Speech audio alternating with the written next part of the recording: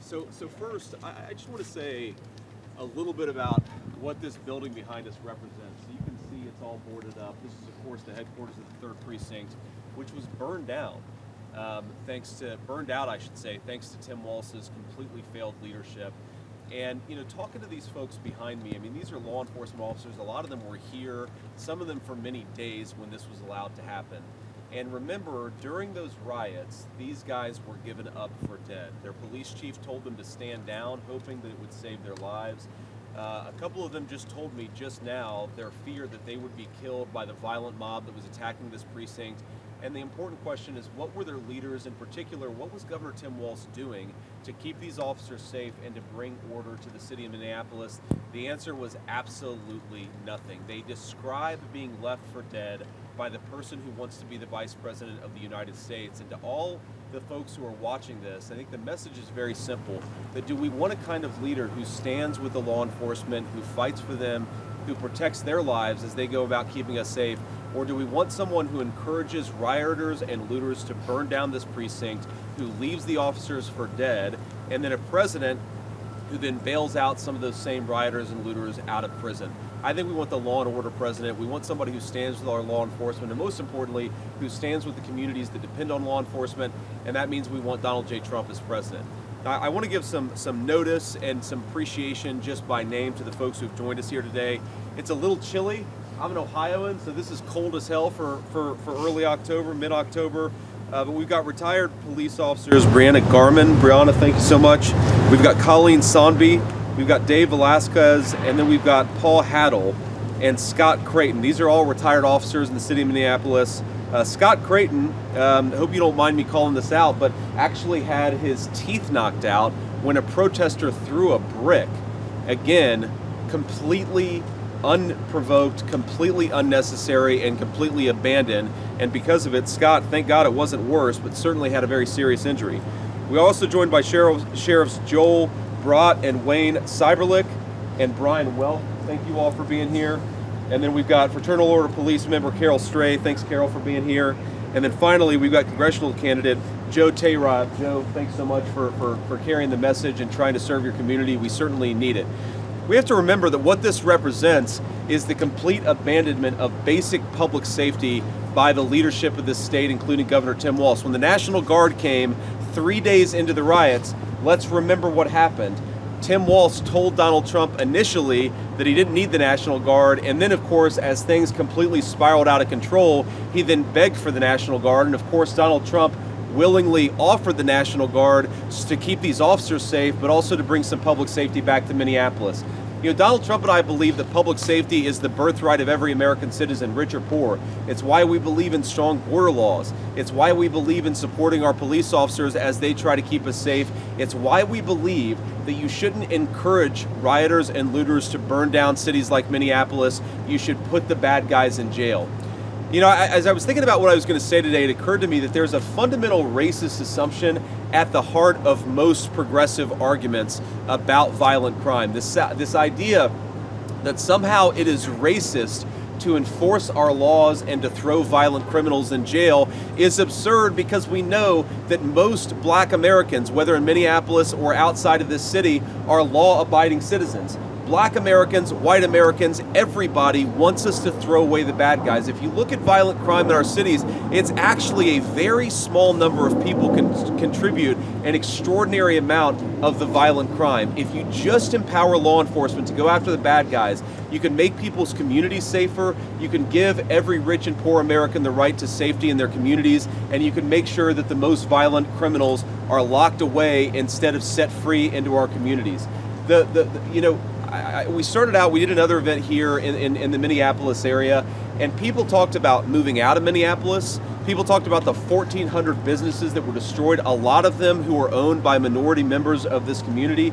People talked about how Minneapolis had one of the great quality of lives 5-6 years ago, but thanks to the leadership of Tim Walz has now become overrun with crime, increased rates of violent crime, and so to the point where a lot of people feel like it's easier to move out of Minneapolis than to build a life here. The story of Minneapolis is coming to every community across the United States of America if we promote Kamala Harris to President of the United States. She has said she wants to defund the police. She has said that she wants to empower the people who rioted and looted in the city of Minneapolis. She's going to do just as she promised, and in fact, just what she did as Vice President of the United States. This is not a fan or a friend of law enforcement, Kamala Harris. This is not a person who's going to make our community safer. This is a person who's going to contribute to the violent crime epidemic we've seen across our country. We can't let her anywhere near the White House, and I hope the American people will join me, of course, in making Donald Trump the next president of the United States. We've got 3 weeks to go. We're very excited about it, but this Third Precinct drives home the stakes here. We cannot let bad guys burn down our cities. We have to throw the bad guys in prison. We'll take a few questions. Ma'am. Senator Vance, in 1984, your papa, it was the first and only time he voted for Republicans, saying he didn't really care for Reagan, but he couldn't stand that son of a B. Mondale. What do you think 40 years later he'd say about Walz's leadership? I think my grandfather would say it's disgraceful to have a person whose job is to defend people, is to defend the least among us, who lets rioters and looters burn down this precinct and threaten the lives of our law enforcement. I think my grandfather believed that he believed in the basic American idea that if you work hard and play by the rules, you ought to be able to live a good life. If you violate the law and commit violence against your fellow citizens, you ought to be thrown in jail. That's common sense, I think, to 90% of our country, and unfortunately, we have a president and a vice president who really don't believe in that basic common sense principle. Because of it, violent crime is way too high in this country. Senator, so on June 1, 2020, Trump was on a call with governors, and he praised Walz, calling him an excellent guy, saying that he fully agreed with how he handled it after he had activated the guard entirely. Does he still stand by that praise? Well, look, I think President Trump, during a conference call, said something nice and polite about Governor Walz. The record is the record. Donald Trump, of course, can be polite to Governor Walz. I was polite to Governor Walz during my debate. It doesn't mean that he should have let rioters and looters burn down the city of Minneapolis. And the more that we learn, the more that I talk to law enforcement officers, Kit, I cannot believe how much this governor abandoned his own people. The very quality of leadership is that you fight for your own people, you keep them safe, you try to protect them. He abandoned these officers at their moment of most critical need. That complete lack of leadership is what he's going to bring to the vice presidency if the American people elect him. It's why I hope that they don't. What did there's a difference, though, between saying something nice and saying you fully agree with how he handled it? Are you saying Donald Trump wasn't sincere when he said he fully agreed with how the government handled the situation? What I'm saying is that Donald Trump was being polite during a conference call, and that doesn't mean that Tim Walz can run away from the fact that he let his own city burn to the ground. So the polls are really tight. The weekend, the former president said that bigger problem, he was asked about security in the election, sort of peaceful election. He said, quote, bigger problems are the people from within, and if issues should arise, quote, it should be handled, quote, handled if necessary by the National Guard or really necessary by the military. Is that a justifiable use of those assets? Well, is it a justifiable use of those assets if they're rioting and looting and burning cities down to the ground? Of course it is, right? I think the question is it a justifiable use of assets depends on what's actually happening. I think as we've seen, and again, I want to be clear here, I'm not painting the entire Democratic Party with a broad brush. I'm painting the leadership and the far left activists. But we saw this in the summer of 2020. We certainly saw some of this after the election of 2016. There is a core group of far left activists who are willing to threaten, harass, and commit violence against their fellow citizens. If that happens, if you have a major reaction to an election in 2024, of course you ought to commit law enforcement resources to bringing order back to our cities. The polls are so tight, and they seem to be tightening. Sure. How are you feeling, and how is President Trump feeling about the race? Yeah, so I talk to the president every day. Right now, we feel very good. Right now, we're feeling very, very good about where we are. We think that we have the momentum. We think, frankly, even without the momentum, if the election were held today, we would win. The polls have always understated Donald Trump's level of support, and right now the polls will tell you, yes, it is tight, but right now I think Donald Trump would win. And that's the public polls, again, that have historically really understated President Trump's support. Look, I think that it's important for us to not take anything for granted. Maybe the polls are going to be wrong in the pro-Kamala Harris direction, right? And the only way for Republican voters, for all voters who want to bring common sense back to our country, to ensure that Donald Trump gets elected, is to make sure that we get out there and vote. you have to do everything that you can. Get a friend, get a family member, try to get 10 people to the polls to vote for Donald Trump, because we really want to swamp this election with so many votes that we make sure that Donald Trump is the next president of the United States. I think that we're going to do that. I feel very good about it. And one way to think about an election 21 days out is you just try to win every day. In other words, you try to make sure that you're driving the narrative, that you're getting your message out there to the American people as much as possible. I saw today actually a story that Kamala Harris apparently copied some significant chunks of her book from Wikipedia. So if you want a president with their own ideas, vote for Donald Trump. If you want a president who copies her own ideas from Wikipedia, vote for Kamala Harris. Do you think you Sir. have a shot at Governor Minnesota? Walz's opponent in 2022 also brought up a lot of criticism about his handling of the riots. The Sure. governor was still reelected. Why do you think that this argument works now? Well, look, obviously Minnesota's a bluer state, though if you look at the polling, I think we actually have a chance in Minnesota.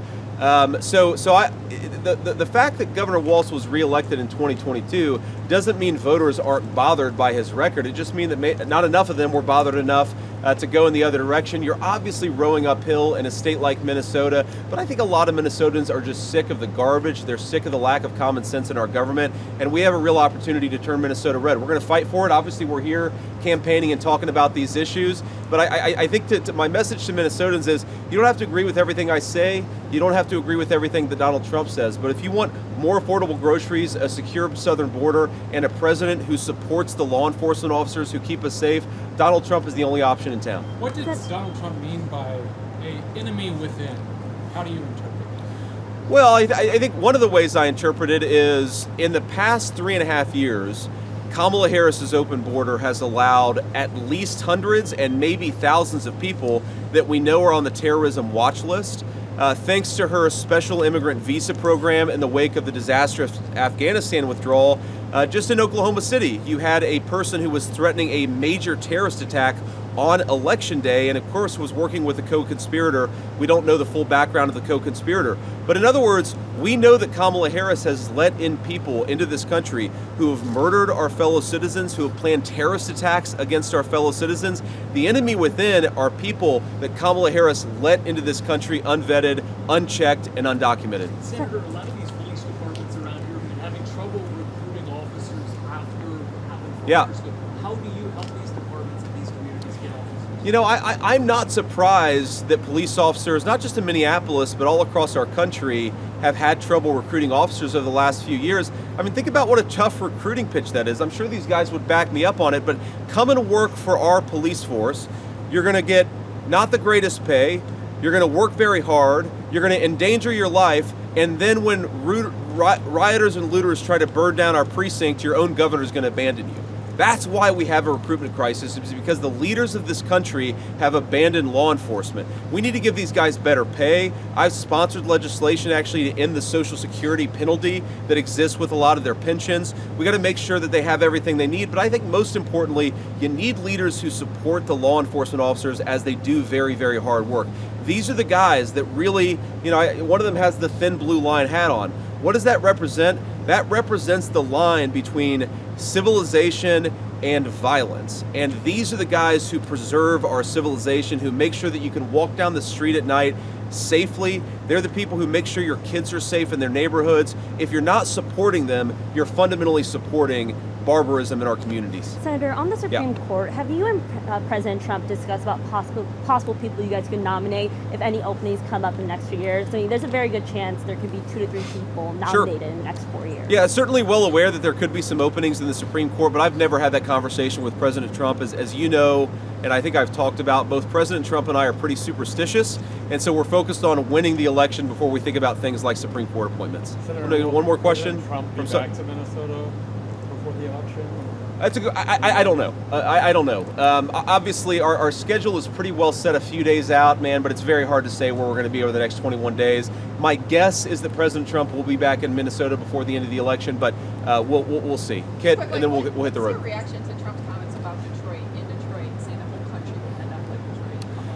Well, yeah, it's funny, Kit, because I was there. I think either the day after or the day before. I was in Detroit around the time that the president made those comments, and I was talking to people. And look, people in Detroit, are extremely proud. They're proud of the Motor City, but they also recognize that Detroit has had a lot of problems because of the failed national leadership. I mean, look, you can believe that Detroit has a great future and also believe it's only going to realize that great future if we've got good leadership in there. There was a point where Detroit was one of the second or third most populous cities in the country. It's now got 600,000 people. There's been a little bit of a resurgence in the real estate market, but it is still very depopulated. And if you're not willing to preserve American manufacturing jobs, you're basically condemning Detroit to, at best, a state where a lot of people are suffering. It has elevated poverty levels. A lot of the local services don't function as they should because you don't have the tax base to support those services. I think it's important, if we're going to solve the problems, we have to be honest about the problems. And President Trump was just talking honestly about the fact that Detroit has been left behind. We're going to change that when we make him president.